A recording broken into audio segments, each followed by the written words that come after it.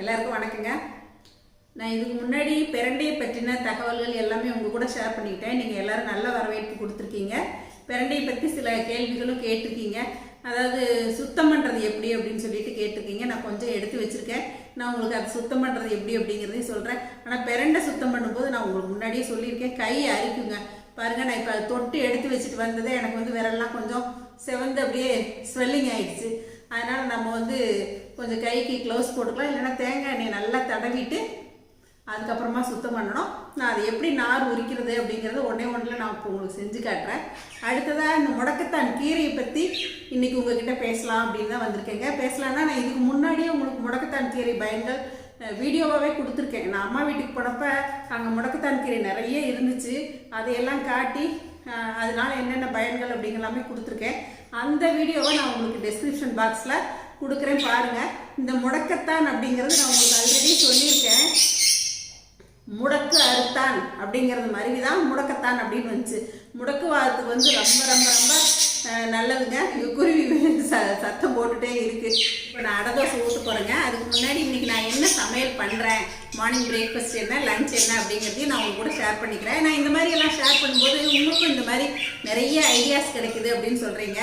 அதனால தாங்க நான் அதையுமே ஷேர் பண்ணுறேன். வாங்க கிச்சனுக்குள்ளே போகலாம். வீடியோ கூடாமல் கத்துறியா நீ? இப்போது இந்த பிரண்டை எப்படி சுத்தம் பண்ணுறது அப்படின்னு உங்ககிட்ட காட்டுறேன்னு சொல்லியிருந்தேன் இல்லைங்களா? பாருங்கள், இப்போ இந்த மூட்டில் நம்ம இதை கட் பண்ணி எடுத்துடணும். அந்த ஜாயிண்ட் பகுதியை எடுத்துக்கணும். இப்போ தோலை இந்த மாதிரி உரிச்சிக்கணும். உரிச்சிட்டு மறுபடியும் நீங்கள் ஒரு கத்தி வச்சுட்டு, இந்த மாதிரி எனக்கு அலர்ஜி ஆகும் அப்படிங்கிறனால நான் இப்போ டவலில் தான் பிடிச்சி எடுத்திருக்கேன். பாருங்கள், இந்த மாதிரி தான் தோல் உரிச்சிக்கணும். இந்த மாதிரி சுற்றிலும் எல்லா பக்கமும் தோல் உரித்து எடுத்துகிட்டு அதுக்கப்புறம் நம்ம பொடி பொடியாக கட் பண்ணுங்கள். தோல் நல்லாவே உரிக்க வரும். நீங்கள் கத்தியில் கட் பண்ணால் நீங்கள் கைக்கு தேங்காய் எண்ணெய் தடவிட்டு கூட இந்த மாதிரி உரிக்கலாங்க. இப்போ அதை கட் பண்ணியாச்சு. அடுத்ததாக இப்போ கீரையை சுத்தம் பண்ணுறது எப்படி அப்படின்னு காட்டுறேன் பாருங்கள். இந்த மாதிரி குச்சி கோலெல்லாம் இல்லாமல் நம்ம கீரையை மட்டும் எடுத்துக்கணும். முடக்கத்தான் கீரை. என்னடா முடக்கத்தான் கீரை தோசைன்னு சொல்லிட்டு இதை எல்லாத்தையும் காட்டிகிட்டு இருக்கேன்னு பார்க்குறீங்களா? இன்றைக்கி எங்களோட பிரேக்ஃபாஸ்ட்டு லஞ்சு எல்லாத்தையுமே நான் என்ன செய்கிறேன் அப்படிங்கிறத மட்டும் சொல்கிறேங்க. இந்த சுண்டைக்காயும் அதே மாதிரி நம்ம உணவில் அடிக்கடி எடுத்துக்கிறது நல்லதுங்க. அதே மாதிரி நீங்கள் ரெண்டாக கட் பண்ணி தண்ணிக்குள்ளே போட்டிங்க அப்படின்னா அதோட சத்துக்கள், அதோட விதைகள் எல்லாமே போயிடும்.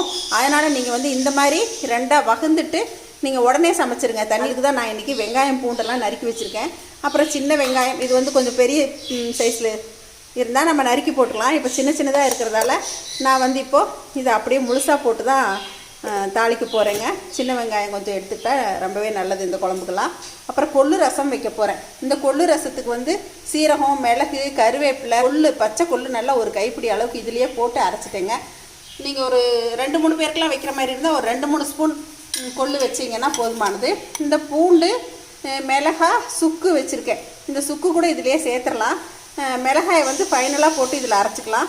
இந்த பூண்டை நம்ம தட்டிட்டு, குட்டி உரல் வச்சுருக்கோம் இல்லைங்களா, அதில் தட்டிட்டு சேர்த்துட்டு அதுக்கப்புறமா நம்ம புளி கரைச்சி சின்னதாக ஒரே ஒரு தக்காளி போட்டு இதை அரைச்சி விட்ட விழுதையும் போட்டு நம்ம தாளிச்சிட வேண்டியதாங்க. மஞ்சள், பெருங்காயம்லாம் போட்டு தாளிக்க வேண்டியதுதான் கொள்ளு ரசம். நான் மார்னிங் பிரேக்ஃபாஸ்ட் இன்றைக்கி 2 சப்பாத்திக்கு மீதி இருந்துச்சுங்க. அதனால் சப்பாத்தி போட்டு எடுத்து வச்சாச்சு. நைட்டு செஞ்சது மாவு அப்படியே வச்சுட்டேன். இப்போ போட்டாச்சு. கொஞ்சம் சாதம் மீதி இருந்துச்சு, அதையும் வேஸ்ட் பண்ண வேண்டாமே. இந்த மழை காலத்தில் பழைய சாதம் யாரும் சாப்பிட மாட்டோம். இந்த மாதிரி தாளித்து வச்சாச்சு அதையும். இப்போ இது எல்லாமே ரெடியாக இருக்குங்க. இப்போ முடக்கத்தான் கீரை தோசையும் ஒன்று கூட ஊற்றிக்கலாம் அப்படின்னு சொல்லிட்டு இப்போ இதையும் நல்லா பொடியாக நறுக்கி எடுத்து வச்சுருக்கேங்க. இப்போ நம்ம அடை தோசை ஊற்றிடலாங்க. இப்போ அடை தோசைக்கு ஊற்றிடலாங்க. கல் நல்லா காஞ்சிருக்கு. கல் துடைச்சிட்டேன் நான்.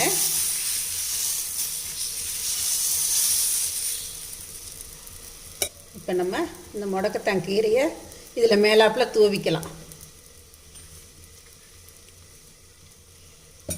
இந்த மாதிரி நம்ம பச்சையாக உடனே செஞ்சு சாப்பிடும்போது நல்ல சத்துக்கள் நமக்கு கிடைக்கும்.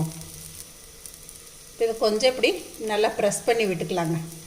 எண்ணெய் திருப்பி போடும்போது விழுந்துடும் இல்லையா?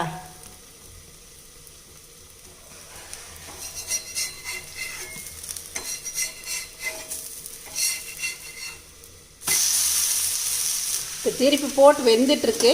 இப்போ இந்த அடமாவை பற்றி நான் உங்களுக்கு சொல்கிறேன் பாருங்கள். இந்த அளவுக்கு நம்ம கரைச்சி எடுத்துக்கணும். இதில் வெங்காயம், கொத்தமல்லி, கருவேப்பிலை எல்லாத்தையும் அப்படியே நான் கலந்துருக்கேங்க. அப்புறம் அடமாவு சாதாரணமாக நம்ம அரைக்கிற மாதிரி பருப்பு, அரிசி எல்லாம் சேர்த்துட்டு தான் நான் அரைச்சிருக்கேன். சோம்பு சேர்த்து அரைச்சிருக்கேன். இதில் நீங்கள் இஞ்சி பூண்டு உங்களுக்கு எது விருப்பமோ அது கூட போட்டுக்கலாம். நான் இந்த அடை மாவு லிங்க் கூட நான் இந்த டெஸ்கிரிப்ஷனில் நான் ஷேர் பண்ணுறேங்க.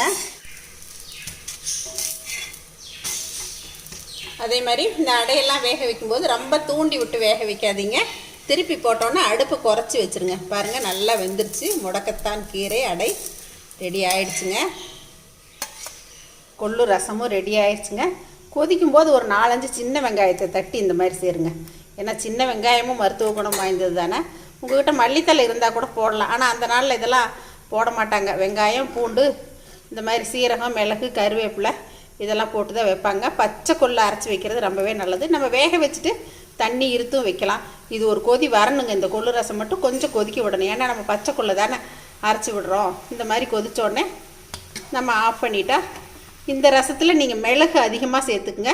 சளி இருக்கிறவங்க இந்த மழை காலம் படிகாலத்துலலாம் சும்மா ஒரு டம்ளர் இந்த செஞ்ச உடனே நீங்கள் வந்து டம்ளரில் ஊற்றியே கூட குடிக்கலாங்க. சளியை நல்லா முறிக்கும்.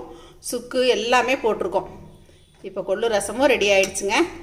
இது வாசம் போகிறதுக்கு முன்னாடியே ஒரு பாத்திரத்தில் ஊற்றி மூடி வச்சிடணுங்க. இப்போது சுண்டைக்காய் புளிக்குழம்பும் ரெடி ஆயிடுச்சுங்க. இப்போ கொஞ்சம் தண்ணியாக இருக்கிற மாதிரி இருக்குது. மத்தியானத்துக்குள்ளே இது கொஞ்சம் நல்லா கெட்டி ஆயிக்குங்க. புடலங்காய் பொரியல் ரெடிங்க. கொள்ளு ரசமும் ரெடி. மத்தியான சாப்பாடு இன்றைக்கி எங்கள் வீட்டில் டக்குன்னு சீக்கிரமாக முடிஞ்சிருச்சுங்க. நம்ம இந்த மாதிரி எல்லாம் முடிக்கும்போது அடுப்பு மேடையெல்லாம் சுத்தம் பண்ணிவிட்டு நம்ம அடுத்த வேலையை பார்க்குறதுக்கு நமக்கு சௌரியமாக இருக்குங்க. இப்போ அடுப்பு மேடையில் எல்லாம் துடைக்க ஆரம்பிச்சிட்டோம். பாருங்கள் கொஞ்சம் வெண்ணெய் இருந்துச்சு. இதையும் உருக்கி வச்சிடலாமே அப்படின்ட்டு அதையும் எடுத்து வச்சாச்சு. இந்த வெண்ணெயை உருக்கியாச்சுன்னா இப்போ மணி 8:45 9 மணிக்குள்ளே தான் ஆகுதுங்க. இவ்வளோ வேலை எல்லாமே முடிச்சாச்சு. இனிமேல் வந்து உங்களுக்கு சாப்பிட்டுட்டு கொஞ்சம் நேரம் நல்லா ரெஸ்ட் எடுத்துகிட்டு 12 மணிக்கு மேலே சாப்பாடு வச்சா போதுங்க. இப்போ நம்மளோட அடை ரெடி ஆகிடுச்சுங்க. இந்த அடைக்கு எல்லாத்துலேயும் மேட்ச் ஆகிற மாதிரி இன்றைக்கி தேங்காய் சட்னி அரைச்சாச்சு.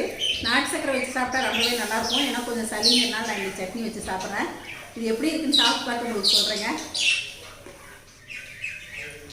ரொம்பவே சூப்பராக இருக்குங்க. அதுவும் இந்த கீரையோடு இருக்க பீஸை சாப்பிட்டு சொல்கிறேன்.